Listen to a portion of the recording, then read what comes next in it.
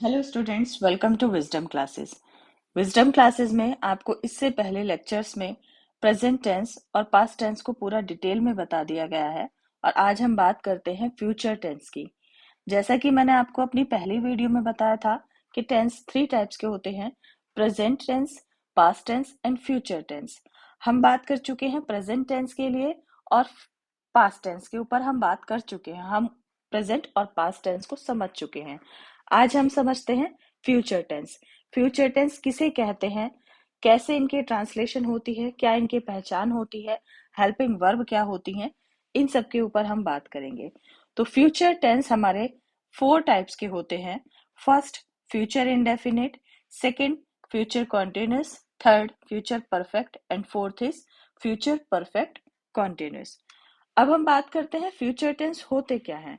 तो आपको मैं बस समझा दूं, फ्यूचर टेंस को हम क्या डिस्क्राइब करेंगे। To describe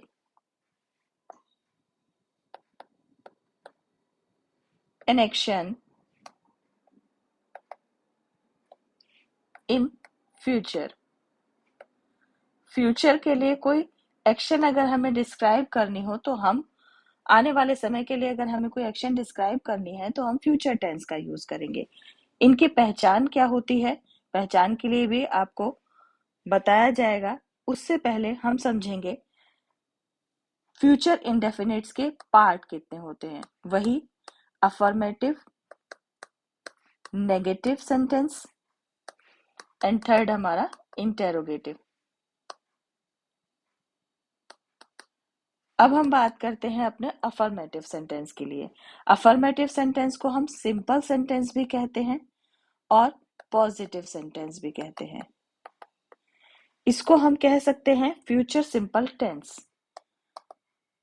future simple tense. बात करते हैं आगे हम इसकी पहचान क्या होती है। इसको पहचानने के लिए हमें क्या चीज याद रखनी है कि सेंटेंस के एंड में गा, गी और गे जैसे शब्दों के पर हमारे सेंटेंस का एंड होगा। जैसे मैं खाना खाऊंगा, मैं स्कूल जाऊंगी, हम कहाँ जाएंगे। इस तरीके के सेंटेंस हमारे फ्यूचर टेंस में होते हैं। अब देखते हैं इसमें हेल्पिंग वर्ब क्या होगी। बिना हेल्पिंग वर्ब के तो सेंटेंस नहीं बनते हैं। तो इसमें हेल्पिंग वर्ब होगी हमारी will and shall. Her sentence के हेल्पिंग वर्ब में, हर टेंस के हेल्पिंग वर्ब को हमने सिंगुलर और प्लूरल में अलग अलग बांटा है कि सिंगुलर में हमें कौन सी हेल्पिंग वर्ब यूज करनी है और प्लूरल में हमें कौन सी करनी है। तो इसमें समझते हैं कि हमें विल और शैल का यूज कहाँ पे करना है। I, we, you, he, they, she, it, any name, name of any person कह सकते हैं। इन सब के ही साथ हम विल का यूज करेंगे। आई और वी के साथ हम शैल का यूज कर सकते हैं, बट आज के टाइम में, मॉडर्न इंग्लिश टाइम में, आई और वी के साथ भी विल का ही यूज होता है। आप अगर आई और वी के साथ शैल का यूज करेंगे तो आपका गलत नहीं होगा, बट ज्यादा परफेक्ट आपका विल माना जाएगा कंपैरेटिवली शैल।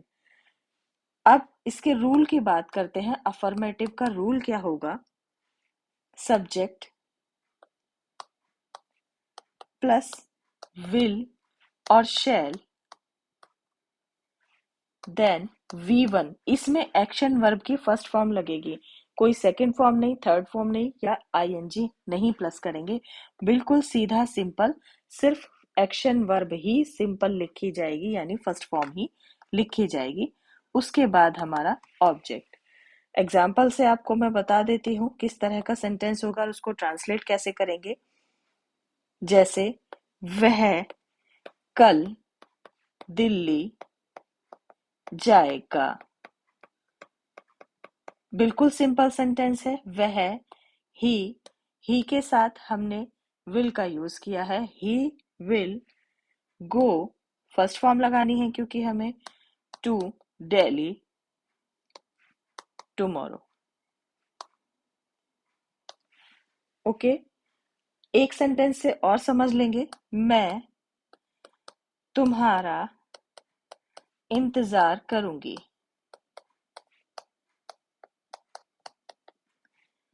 आई, अब आई के साथ आप विल भी यूज कर सकते हैं और शैल भी यूज कर सकते हैं।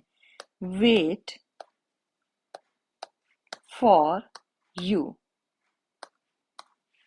आगे चलते हैं नेगेटिव सेंटेंस के लिए। नेगेटिव सेंटेंस नकारात्मक वाक्य नो और नहीं जैसे शब्द जिनमें होते हैं नो या नहीं वाले वाक्य। रूल क्या होगा इनका? बिल्कुल सिंपल है। Subject plus will plus not V one यानी एक्शन वर्ब की first form plus object. Example से समझ लेते हैं। मैं क्रिकेट नहीं खेलूंगा।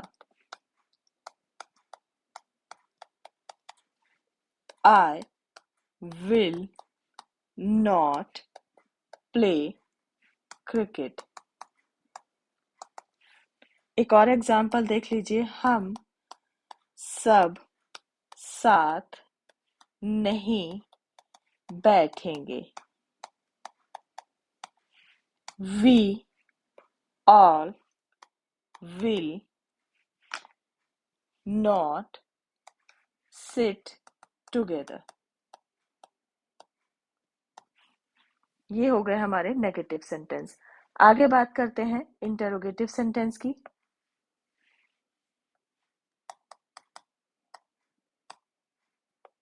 इंटरोगेटिव सेंटेंस यानी हमारे प्रश्नवाचक वाक्य जिसमें क्वेश्चन मार्क होता है। जैसा कि मैं आपको हर सेंटेंस की वीडियो में बताती हूँ कि इसमें 3 टाइप्स के सेंटेंस होते हैं, वो जिनकी शुरुआत क्या से होती है और जिनको इंग्लिश ट्रांसलेट करने के लिए हम हेल्पिंग वर्ब का यूज करते हैं। जिनका आंसर हम यस और नो में दे सकते हैं तो हम उनको ट्रांसलेट करते हुए हेल्पिंग वर्ब का यूज करेंगे। दूसरे वो होते हैं जिसमें क्वेश्चन वर्ड सेंटेंस के मिड में होता है और तीसरे वो होते हैं जिसमें क्वेश्चन वर्ड के साथ नेगेटिव वर्ड भी ऐड होता है। तो चलिए बात करते हैं इन वाले रूल की, यानी जिनका आंसर हम यस और नो में दे सकते हैं, जिनको हम हेल्पिंग वर्ब से स्टार्ट करेंगे। इनका रूल किस तरह से होगा? विल या shall plus subject plus V1 object then question mark. Example देखेंगे इसका। क्या मैं खेलूंगा? क्या मैं खेलूंगा? आप इसको यस नो में आंसर कर सकते हैं, हाँ या नहीं। तो इसको हम हेल्पिंग वर्ब से बनाएंगे, विल आई प्ले। नेक्स्ट, जिसमें क्वेश्चन वर्ड हमारा मिड में होता है, क्या क्यों कब कैसे हमारा वाक्य के बीच में हमसे पूछा जाएगा, तो उसका रूल क्या होगा? पहले क्वेश्चन वर्ड, उसके बाद विल और shall plus subject plus V1 then object और क्वेश्चन मार्क। एग्जाम्पल से समझ लेते हैं। मैं क्या खेलूंगा? अब इसमें आपको क्या खेलूंगा बताना पड़ेगा। कौन सा गेम खेलूंगा? इंडोर गेम खेलूंगा, आउटडोर गेम खेलूंगा, किसके साथ खेलूंगा? इस तरीके के हमें जवाब इसमें देने पड़ेंगे, तो इसे हमें पूरा प्रॉपर फॉर्म में बनाना पड़ेगा। What will I play? Okay, एक और एग्जाम्पल देख लेंगे हम इसमें। वह नाश्ता कब लाएगा? कब लाएगा? तो आपको इसमें भी आंसर करना पड़ेगा। कितने बजे लाएगा? 5 मिनट में लाएगा, 2 मिनट में लाएगा, 15-20 मिनट में लाएगा। इस तरह का हमें जब जवाब देना पड़ेगा तो इसे हम प्रॉपर फॉर्म में बनाएंगे।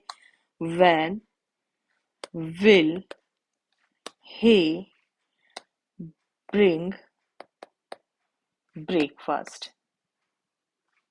Breakfast। अब हम थर्ड टाइप के सेंटेंस देखते हैं जिसमें क्वेश्चन वर्ड के साथ हमारा नेगेटिव वर्ड भी ऐड होता है। उनका रूल क्या होगा? Question word plus will, then subject, next not, V1 object और क्वेश्चन मार्क। एग्जाम्पल देख लीजिए इसका। वह उसे क्यों नहीं बुलाएगी? Why will she not? बुलाएगी से हमें पता चल रहा है कि सब्जेक्ट जो है हमारा वो फीमेल है, ठीक है, तो हमने यहाँ शी का यूज करा। लेकिन उसे में हमें पता नहीं चलेगा कि फीमेल जेंडर के लिए कौन से जेंडर के लिए बात हो रही है, मेल के लिए फीमेल के लिए। तो इसलिए हम यहाँ पर क्या लिखेंगे? Why will she not call him और her? क्लियर नहीं है तो इसलिए मैंने आपको दोनों तरह से बता दिया है। इस तरीके से हमने फ्यूचर टेंस के ऊपर बात करी है, यानी फ्यूचर इंडेफिनिट को हमने समझा है।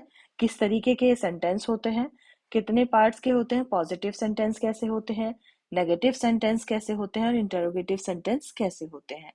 अगली वीडियो में हम बात करेंगे फ्यूचर कॉन्टिन्यूअस टेंस के ऊपर।